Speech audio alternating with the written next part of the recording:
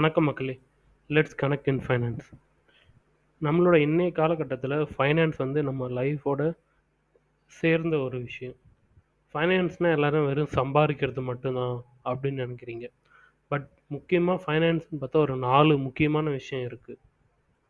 அது என்னென்னன்னா, it includes earning money, saving money, growing money and spending money. So யூசுவலா எல்லாருமே ஒரு வேலைக்கு போயிட்டு சம்பாரிப்போம். அதுக்கப்புறம் அந்த காசை கொஞ்சம் சேவ் பண்ணுவோம். அதுலேருந்து ஸ்பெண்ட் பண்ணுவோம்.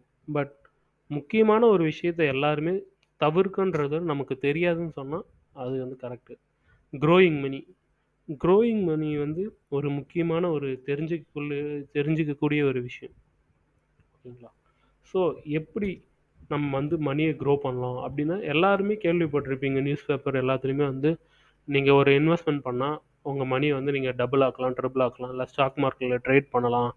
ஓகேங்களா? இது எல்லாருமே நியூஸ் பேப்பர்ல படிச்சிருப்பீங்க, கேள்விப்பட்டிருப்பீங்க. பட் எப்படி ஆரம்பிக்கிறது? எங்கேருந்து ஆரம்பிக்கிறது? எப்படி வந்து நான் ட்ரேட் பண்ணணும்? எப்படி நான் இன்வெஸ்ட்மென்ட் பண்ணணும்? எது சரியான விஷயம்? இது எல்லாருக்குமே உங்களுக்குள்ள ஒரு கேள்வி இருக்கும். ஓகேங்களா? ஸோ அப்படின்னா இந்த வீடியோ உங்களுக்கானது. இந்த ஒரு சீரிஸ் ஆஃப் 8 லெக்சர்ஸ் ஓகேங்களா? கம்ப்ளீட்டா ஸ்டாக் மார்க்கெட் இன்ட்ரோடக்ஷன் பத்தி.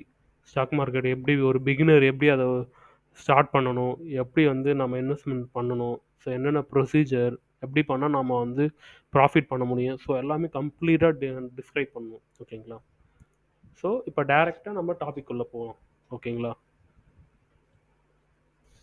ஓகே. இந்த டாபிக் வந்து introduction to stock market, investing and trading. ஓகேங்களா? ஸோ இந்த இடத்துல முக்கியமா நான் வந்து வார்சிட்டி பை ஜீரோதா அவங்களுக்கு வந்து முக்கியமா தேங்க்ஸ் சொல்லி ஆகணும். மோஸ்ட் ஆஃப் த கன்டென்ட்ஸ் பார்த்தீங்கன்னா, அவங்க கிட்ட இருந்து எடுத்திருக்குது. ஓகேங்களா? அவங்க வார்சிட்டிலேருந்து எடுத்திருக்கிறது. ஸோ உங்களுக்கு சப்போஸ் வந்து ஸ்டாக் மார்க்கெட் பத்தி இன்னும் கன்டென்ட் நல்லா தெரிஞ்சுக்கணும்னா, நீங்க வார்சிட்டி ஆப்ப வந்து டவுன்லோட் பண்ணி நீங்க படிக்கலாம். இது எந்த ஒரு ப்ரமோஷனும் கிடையாது. இது ஜஸ்ட்டு உங்களுக்கு சப்போஸ் கன்டென்ட்ஸ் வேணும்னா, நீங்க வார்சிட்டி ஆப் யூஸ் பண்ணலாம். ஓகேங்களா? Okay. Okay. Let's see best ways to grow money.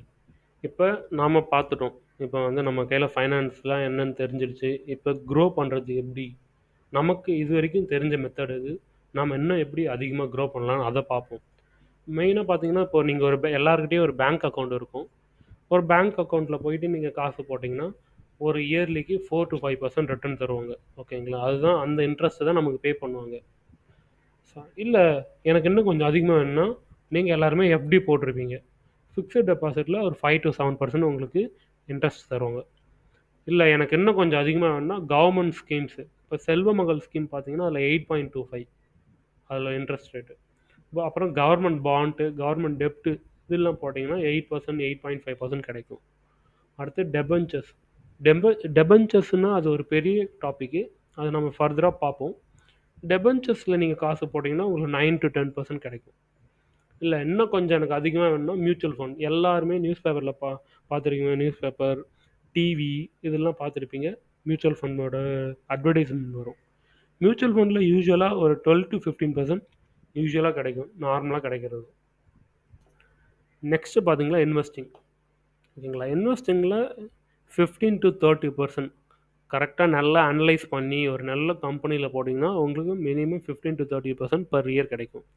இல்ல ட்ரெடிஷ்னலா ஒரு பிசினஸ் ஸ்டார்ட் பண்ணீங்கன்னா, ஒரு 20 to 35 இல்ல இன்னும் எனக்கு கொஞ்சம் ஏர்ன் பண்ணணும்னு நினச்சீங்கன்னா, ட்ரேடிங் நல்லா லேர்ன் பண்ணிக்கிட்டு, நீங்க ட்ரேட் பண்ண கத்துக்கிட்டீங்கன்னா, ஒரு 20 to 20%, 30%, 50%, 100% ஸோ அது மட்டும் போயிட்டே இருக்கும். உங்க கெப்பாசிட்டிய பொறுத்து இருக்கு.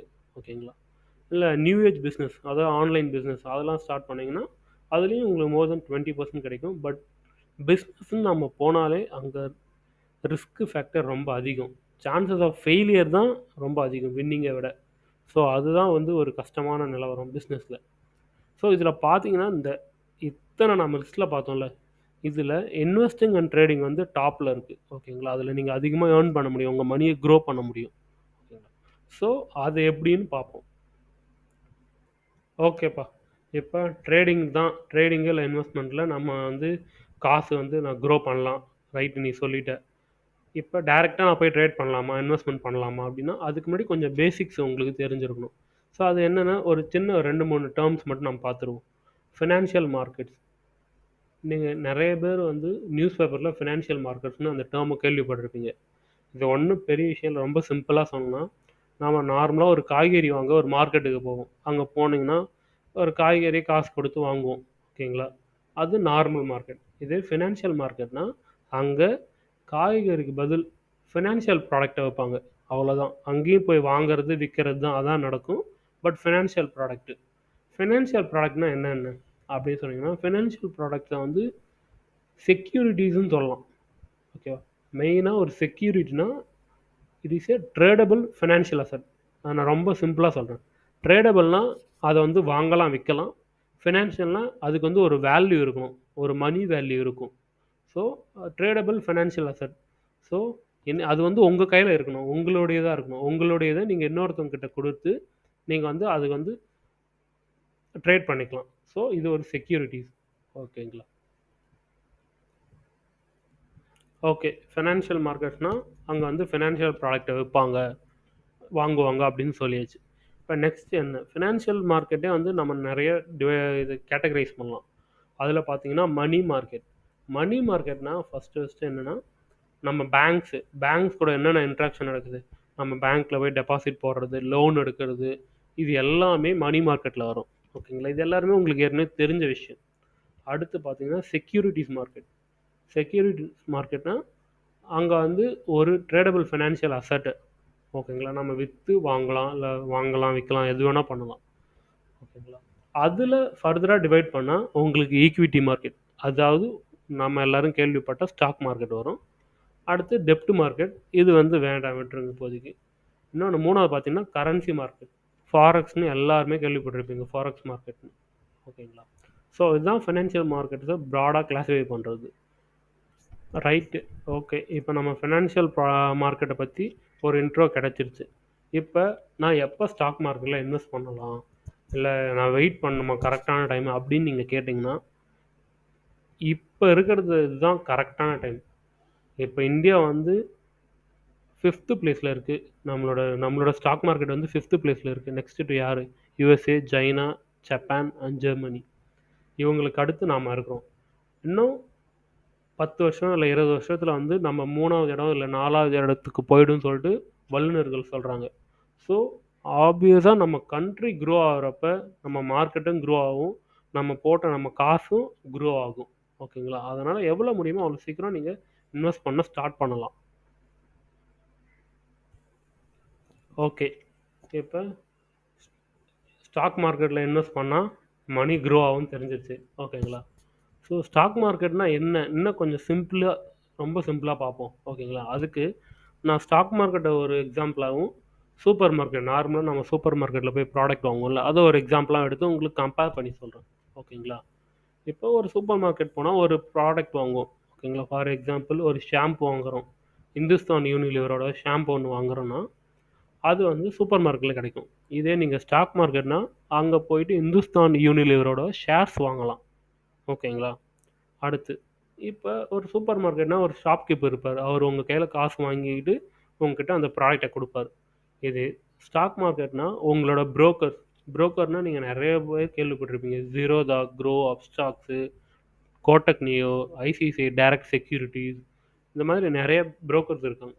இவங்களோட வேலை என்னென்னா உங்ககிட்ட காசு வாங்கிக்கிட்டு ஷேர்ஸை வந்து உங்கள் அக்கௌண்ட்டில் ட்ரான்ஸ்ஃபர் பண்ணுறது இவங்க வேலை.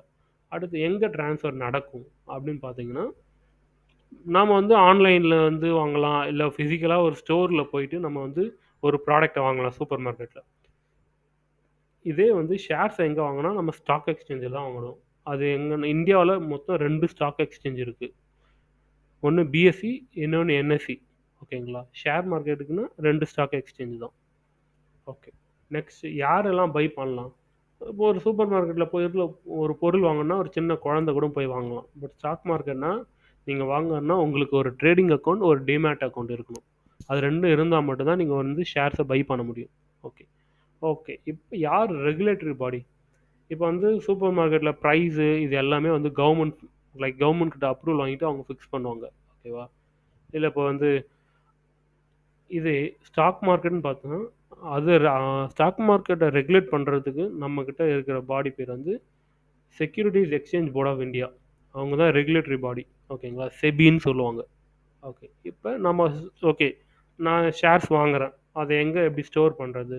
நார்மலாக ஒரு சூப்பர் மார்க்கெட்டில் பொருளை வாங்கினா ஒரு பையில் போட்டு நம்ம எடுத்துகிட்டு போவோம். அதே போல் நம்ம ஸ்டாக்ஸ் எல்லாமே டெபாசிட்ரின்னு சொல்கிறவங்கக்கிட்ட ஸ்டோர் பண்ணி வச்சுருப்பாங்க. இந்தியாவில் இருக்க மொத்தம் 2 டெபாசிட் இருக்காங்க இந்தியாவில். அவங்க யார் யாருன்னா, ஒருத்தவங்க என்எஸ்டிஎல், இன்னொருத்தவங்க சிடிஎஸ்எல். இது ஃபுல் ஃபார்ம் இருக்குது, பட் இது தெரிஞ்சுக்கணும் அவசியம் இல்லை, மேலோட்டமாக தெரிஞ்சுங்க போதும்.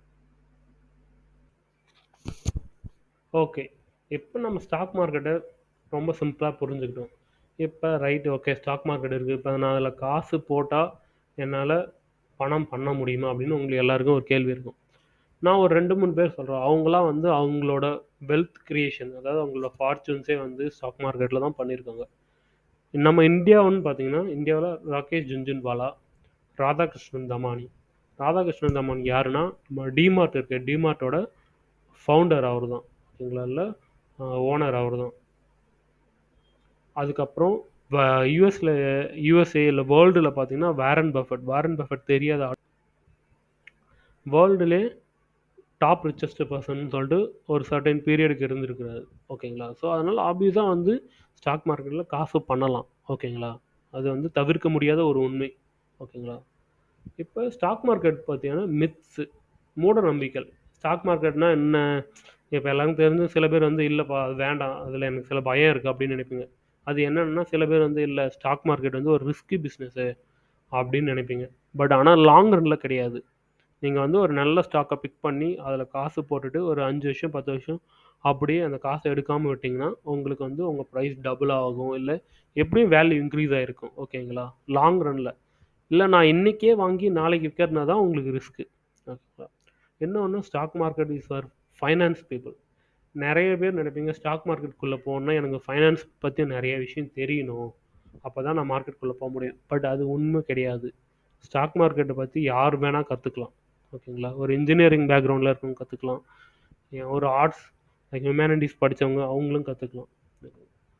இன்னொன்று, இன்வெஸ்டிங் பண்ணால் நிறைய காசு வேணும்ப்பா, அப்போ தான் நான் நிறையா மணி இன்வெஸ்ட்மெண்ட் பண்ண முடியும் அப்படின்னு நினைப்பீங்க. அது கிடையவே கிடையாது. நீங்கள் ஒரு மாதத்துக்கு ஒரு 1000 2000 வச்சு கூட நீங்கள் இன்வெஸ்ட்மெண்ட் ஸ்டார்ட் பண்ணலாம். ஓகே, நம்ம ஸ்டாக் மார்க்கெட் பற்றி பார்த்தோம். அதை எப்படி ஈஸியாக புரிஞ்சுக்கிறது, அதை பற்றி ஒரு எக்ஸ்ப்ளனேஷன் பார்த்தோம். அதுக்கப்புறம் என்னென்ன மூட நம்பிக்கை இருக்குது ஸ்டாக் மார்க்கெட் ரிலேட்டடாக அதை பார்த்தோம்.